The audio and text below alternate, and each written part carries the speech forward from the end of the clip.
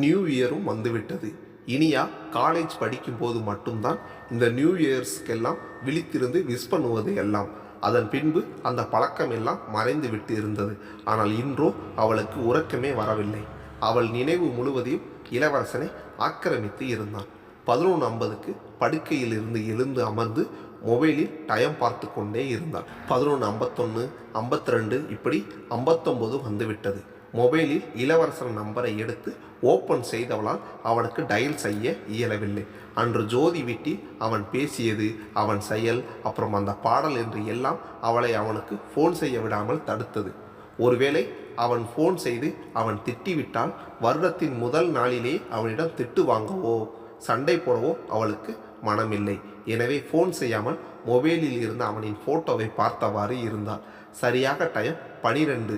இனியாவின் mobile அடித்தது. இளவரசன் அதில் அழைத்து கொண்டிருந்தான்.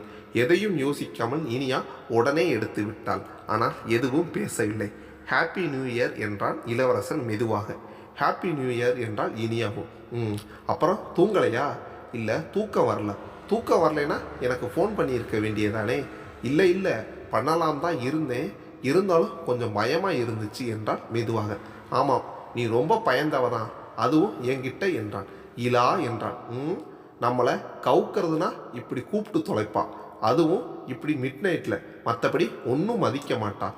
இலா ப்ளீஸ், அப்படியெல்லாம் ஒன்றும் இல்லை என்றான். வேண்டாம், இன்னைக்கு உங்ககிட்ட சண்டை போடுற ஐடியா இல்லை. அதனால் நீ இப்போ எந்த எக்ஸ்கியூஸும் கேட்க வேண்டாம்.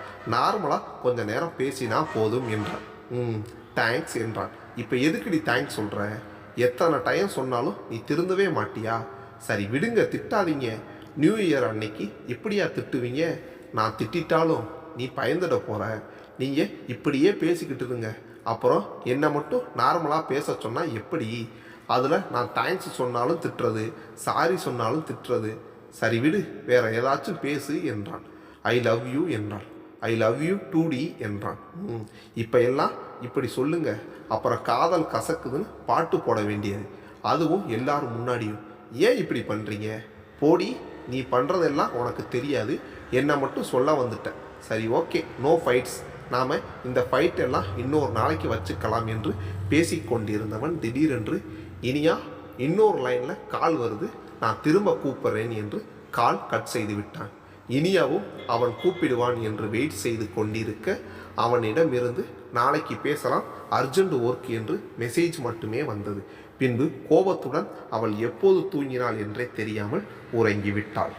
காலையில் 10:30 மணி அளவில் இனியாவின் வீட்டிற்குள் நுழைந்தவன், இனியா கொஞ்சம் அர்ஜென்ட், சீக்கிரம் கிளம்பி வாயேன் என்றான். இனியாவோ பார்ப்பதற்கு ஓய்ந்து போய் தெரிந்தான்.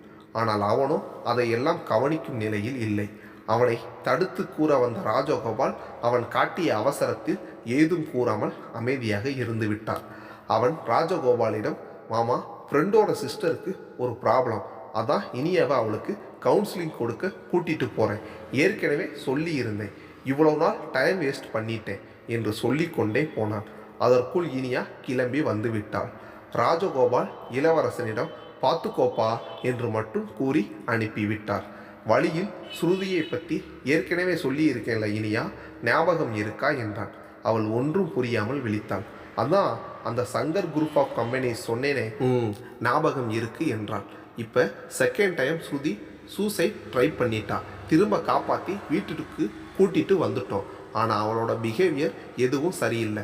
அவளை எப்படி காப்பாற்றுறதுன்னு தெரியாமல் என் ஃப்ரெண்டு ரொம்ப ஃபீல் பண்ணுறான் என்று சொல்லும் போதே அதற்குள் அவர்கள் அந்த வீட்டிற்கு வந்து விட்டார்கள். இளவரசனின் கார் அந்த வீட்டில் நுழையும் போதே வெளியே வந்த சிவா அவர்களை நேராக ஸ்ருதியின் அறைக்கு அழைத்து சென்றான். சிவா ஸ்ருதியிடம், ஸ்ருதி, இது இனியா, இளவரசன் கல்யாணம் பண்ணிக்க போகிற பொண்ணு என்றான். ஸ்ருதி நிமிர்ந்து இவளை பார்த்தாலே தவிர வேறு எதுவும் பேசவில்லை. இனியா அவர்கள் இருவரையும் வெளியே இருக்க சொல்லிவிட்டு ஸ்ருதியிடம் பேச ஆரம்பித்தாள். ஆனால் அவ்வளவு எளிதில் ஸ்ருதி வாய் திறக்கவில்லை. நெடுநேரம் கழித்து பேசினாலும் அவள் பேச்சு முழுவதுமே நெகட்டிவாகவே இருந்தது. அரை மணி நேரத்தில் ஸ்ருதி பேசிய பேச்சுக்கள் மிகவும் குறைவு.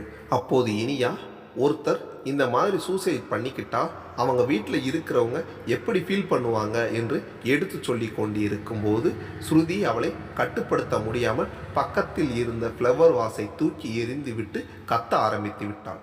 அதற்குள் பக்கத்து அறையில் இருந்த சிவாவும் இளவரசனும் ஓடி வந்தார்கள். இனியா கண்ணசைவில் அவர்களை உள்ளே வர வேண்டாம் என்று ஜாடை காட்டினார். உனக்கு என்ன தெரியும்? நான் செத்தா யாரும் ஃபீல் பண்ண மாட்டாங்க. நான் யாருக்கும் முக்கியம் இல்லை. என் உயிர் போகிறதுனால யாருக்கும் எந்த பிரச்சனையும் இல்லை. நான் இருக்கிறதே வேஸ்ட். நான் எல்லோருக்கும் பாரமாக தான் இருக்கேன். எனக்கு மூளையும் கிடையாது, புத்தி இல்லாதவர். அதனால தான் என்னால் வாழவும் முடியல. 2 முறை சாக முயற்சி பண்ணி அதுவும் முடியாமல் கிடக்கிறேன் என்றான். இப்போது இனியாவிற்கு கோபம் வந்துவிட்டது. ஆமாம், முட்டாள்தான் நீ. அதனால தான் உனக்கு உன் உயிரோட வேல்யூ தெரியல. நீ செத்தா யாருக்கும் எந்த பிரச்சனையும் இல்லையா? யார் சொன்னது அப்படி? உன் மேலே உயிரையே வச்சிருக்கவன் தானே உன் அண்ணே. இப்படி உனக்கு பாதுகாப்பு போட்டு நீ பண்ண முட்டாள்தனமான முயற்சி எல்லாத்துலேயும் இருந்து உன்னை காப்பாற்றி இருக்காரு. ஒருத்தருக்கு எல்லாம் இருக்கும்போது அதோட அருமை புரியாது. உன்னையெல்லாம் பூ மாதிரி வீட்டில் வச்சு வளர்த்துட்டாங்க. அதான் உனக்கு வெளி உலகம் தெரியல. இப்போ உனக்கு என்ன பிரச்சனை? ஒருத்தனை லவ் பண்ணினேன், அவன் சரியில்லை, அவ்வளவுதானே. அதுக்கு எதுக்கு வாழ்க்கையே போச்சுன்ற மாதிரி இவ்வளோ பண்ணிக்கிட்டு இருக்க? உன் மேலே யாருக்கும் அக்கறை இல்லைன்னு சொல்கிறியே. உன் மேலே எவ்வளோ அக்கறை இருந்தா உன் அண்ணன் நீ லவ் பண்ணனவனை பற்றி விசாரித்து அவனை பற்றின உண்மையை உனக்கு புரிய வச்சிருப்பாரு. எனக்கு தெரியும், இந்த டீனேஜில் இருக்கிற பசங்களுக்கு அவங்க பண்ணுறது தப்புனாலும் அதை ஏற்றுக்க மாட்டாங்கன்னு. அந்த விஷயத்தை நீ அவ்வளோ ஈஸியாக ஏற்றுக்கிட்டு இருப்ப. அதை உனக்கு புரிய வைக்கிறதுக்கு உங்கள் அண்ணன் எவ்வளோ கஷ்டப்பட்டிருப்பார் என்றான் இனியா. அவருக்கு என்ன அவசியம் அவனை பற்றி விசாரிக்கணும்னு? நீயா லவ் பண்ணவனை தேடி போய் ஏன் அவர் விசாரிக்கணும்? இப்போது ஸ்ருதியின் முகத்தில் யோசனையின் அறிகுறி தெரிந்தது. ஆனால் இனியாவின் ஆக்ரோஷம் மட்டும் குறையவே இல்லை. அதை கண்ட இளவரசன் ஓரெட்டு முன்னால் வைக்க தங்கையின் முகத்தில் யோசனையை கண்ட சிவா அவனை தடுத்தான். வெளியில இதே காதலால தவிச்சுக்கிட்டு இருக்கிற எத்தனை பேர் இருக்காங்க தெரியுமா? லவ் பண்ணிட்டு அவனையே வீட்டை எதிர்த்து கல்யாணம் பண்ணிட்டு அப்புறம் அவன் சரியில்லாமல் வீட்டுக்கும் போக முடியாமல் அங்கேயும் வாழ முடியாமல் வாழ்க்கையே நரகமாக எவ்வளோ பேர் இருக்காங்கன்னு தெரியுமா? அவங்க வாழ்க்கையெல்லாம் விடவா உன் வாழ்க்கை பிரச்சனையில் இருக்குது என்றால் இனியா. என்ன, உனக்கு ஒரு 18 வயசு இருக்குமா? இப்போவே உன் வாழ்க்கையே முடிஞ்சிடுச்சுன்ற ரேஞ்சுக்கு பேசுறியே. இதெல்லாம் ஒரு விஷயமே இல்லை தெரியுமா? வெளியே வந்து இந்த உலகத்தை பாரு. ஒருவேளை சோறு கிடைக்காதவனுக்கு அதுதான் பெரிய கஷ்டம். அதை வெறும் கஷ்டம்ன்ற வார்த்தையில் மட்டும் சொல்லிட முடியாது. நாம் எல்லாம் வேணும்னே சாப்பிடாம இருக்கும்போது பசிச்சு சாப்பாடு கிடைக்காம அதுக்காக ஏங்கிக்கிட்டு இருக்கிறவங்க இருக்காங்க தெரியுமா? ஒருவேளை உனக்கு பசிக்கும் போது சாப்பிடாம இருந்து பாரு, அப்போ தெரியும் உயிர்னா அவ்வளோ ஈஸியாவா போயிடுச்சா உனக்கு. இதே பசியால் தினம் சாகிறவங்க எத்தனை பேர் தெரியுமா என்றால் இனியா. இன்னைக்கு நியூஸ் பேப்பரில் ஒரு நியூஸ் போட்டிருக்கான், போய் பாரு. நேற்று பிறந்த பச்சை குழந்தைய குப்பை தொட்டியில் போட்டு இருக்காங்க. நாய் போய் ஏதோ இழுத்துட்டு இருக்கும்போது குழந்தையோட கால் தெரிஞ்சிச்சான். அதை பார்த்துட்டு போலீஸுக்கு சொல்லி இருக்காங்க. ஆம்பளை குழந்தை தான், பெண் குழந்தைன்றதுனால போட்டுட்டு போயிட்டாங்கன்னு சொல்கிறதுக்கு கூட இல்லை. அந்த குழந்தை செத்து போயிடுச்சு. அதை படிக்கும்போது நமக்குள்ள ஒரு அழுகை துக்கம் வரும் தெரியுமா? எனக்கு இன்னும் கல்யாணம் ஆகலை, ஆனால் அந்த நியூஸ் பார்த்துட்டு எனக்குள்ளே இருக்கிற தாய்மை உணர்வு வெளியே வந்து அழுகுது. ஆனால் அதுக்காக நாம் அந்த குழந்தைக்கு எந்த உறவும் கிடையாது என்றவளால் கண்ணீர் வடிந்து கொண்டிருந்தது. மேலே பேச இயலாமல் குரல் தழுத்தழுக்க அதற்குள் இளவரசன் உள்ளே வந்துவிட்டான். இனியா என்னடா என்று அவளை லேசாக அணைத்து கொண்டான். சிறிது நேரம் தேம்பி அழுதாள். சரி வா, நாம் கிளம்பலாம் என்றான் இளவரசன். இல்லை இலா, இருங்க, நான் கொஞ்சம் பேசணும் என்றான். இல்லடா வேண்டாம், நாம் இன்னொரு நாளைக்கு வரலாம் என்றான். இல்லை, நான் இப்போ சொல்ல வேண்டியதை சொல்லிடுறேன் என்றவளின் குரலில் அழுத்தம் தெரிந்தது. சரி என்றவன் ஆனால் அங்கிருந்து கிளம்பவில்லை. அப்படி யாருன்னே தெரியாத ஒரு குழந்தை மேலே நமக்கு அந்த ஃபீலிங் வரும்னா உன் அண்ணனுக்கு உன்னை பார்க்கும்போது எப்படி இருக்கும் சொல்லு. உன் அண்ணன் நைட்டு எல்லாம் தூங்குறது இல்லையா? ஒரு ரூம் அடிக்கடி வந்து பார்த்துட்டு போகிறாராம். அவரால் அவரோட பிஸ்னஸ் கூட சரியாக பார்க்க முடியலையா? இதெல்லாம் தெரியுமா உனக்கு? நீ செத்துட்டா கூட யாருக்கும் எந்த பாதிப்பும் இல்லைன்னு நீ எப்படி சொல்கிற என்றான். அந்த குழந்தை செத்து போயிடுச்சே, அந்த குழந்தை யாரோடதாக இருந்தாலும் ஒரு 75% வாய்ப்பு வந்து அந்த குழந்தை யாராலையோ ஏமாற்றப்பட்ட ஒரு பொண்ணோட குழந்தையா இருக்கத்தான் வாய்ப்பு இருக்குது. அப்படிப்பட்ட அந்த பொண்ணு மேலே எனக்கு எவ்வளவு வெறுப்பு வருது தெரியுமா? ஆனால் எங்களுக்கு சொல்லி தந்த ஒரு முக்கியமான விஷயம், எல்லோருக்குமே அவங்க அவங்க பக்கத்தில் ஒரு நியாயம் இருக்குன்றது தான். என்னால் அந்த பொண்ணை மன்னிக்கவே முடியல. இருந்தாலும் அந்த பொண்ணுக்கு என்ன சூழ்நிலையோன்னு நினைக்கும் போது எதுவாக இருந்தாலும் அவளும் மனசை கல்லாக்கிக்கிட்டு தானே அந்த விஷயத்தை செஞ்சு இருப்பா. அவளோட நிலைமையை நினச்சிப்பாரு. அந்த பொண்ணை விட என்ன குறைவான நிலைமையை கடவுள் உனக்கு கொடுத்துருக்காரு. ஒருவேளை உன்ன மாதிரி ஒரு குடும்பம் அந்த பொண்ணுக்கு கிடைச்சிருந்தா அந்த குழந்தை இப்படி இன்னைக்கு செத்து போயிருக்காது என்றார் இனியா அவளிடம். இது எல்லாவற்றையும் விழி மூடாமல் சிலையை போல் கேட்டுக்கொண்டிருந்தார் ஸ்ருதி. இனியா போகலாம் என்றவர் தலையசைத்தார். இளவரசன் இனியாவை கூட்டிக் கொண்டு கிளம்பிவிட்டான். வழியெல்லாம் கண்ணீர் வடித்து கொண்டே வந்தாள் இனியா. இளவரசன் என்னென்னவோ சொல்லியும் வாயை திறக்காமல் அவள் கண்ணீர் சிந்திக்கொண்டே இருந்தாள். ஒரு அளவுக்கு மேல் பொறுக்க முடியாமல் இளவரசன் காரை நிறுத்திவிட்டு அவளின் கன்னத்தை கையில் தாங்கி கொண்டு, என்னடா விடு, எதையும் நினைக்காதுன்னு சொல்கிறேன் இல்லை என்றான். இல்லை இலா, என்னால் தாங்கிக்கவே முடியலை. பச்சை குழந்தை இலா, எப்படி அவங்களால அது முடிஞ்சது? அந்த குழந்தை செத்து போயிடுச்சே என்று தேம்பினான். நீ தான் சொன்னியேடா அவங்களுக்கு என்ன சுச்சுவேஷனோ என்றான். நானும் அப்படி நினைக்கிறேன்ன, ஆனால் இதுவும் கொலைதானே.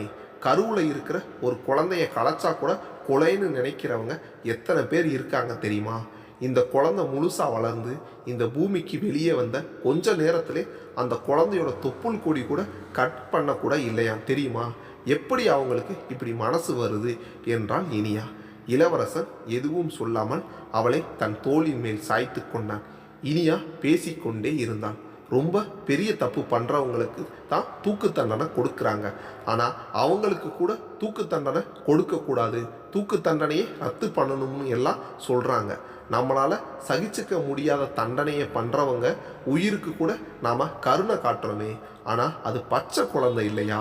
அதை அவங்களால வளர்க்க முடியலைன்னா ஏதாச்சும் ஆசிரமத்தில் விட்டுருக்கலாம். இல்லை, ஏன் இலா இப்படி பண்ணாங்க, ஏன் இலா இப்படி பண்ணுறாங்க என்று அவள் கேட்டுக்கொண்டே சென்றாளே தவிர அவனின் பதிலை கூட எதிர்பார்க்காமல் அவள் பாட்டுக்கு பேசிக்கொண்டே சென்றாள் இனியா. அதில் அந்த பொண்ணுக்கு பார்த்தீங்களா, அவள் உயிரோட வேல்யூ கூட தெரியல. நாட்டில் இந்த மாதிரி நிறைய பேர் இருக்காங்க இலா, இவங்களை எல்லாம் என்ன பண்ணுறது இலா என்று பேசிக்கொண்டே சென்றவள் மயங்கி விட்டாள். இளவரசன் இனியா இனியா என்று அழைத்து பார்த்தான். தண்ணீர் எடுத்து அவள் முகத்தில் அடித்து பார்த்தான். ஆனால் அவளோ விழிக்கவில்லை.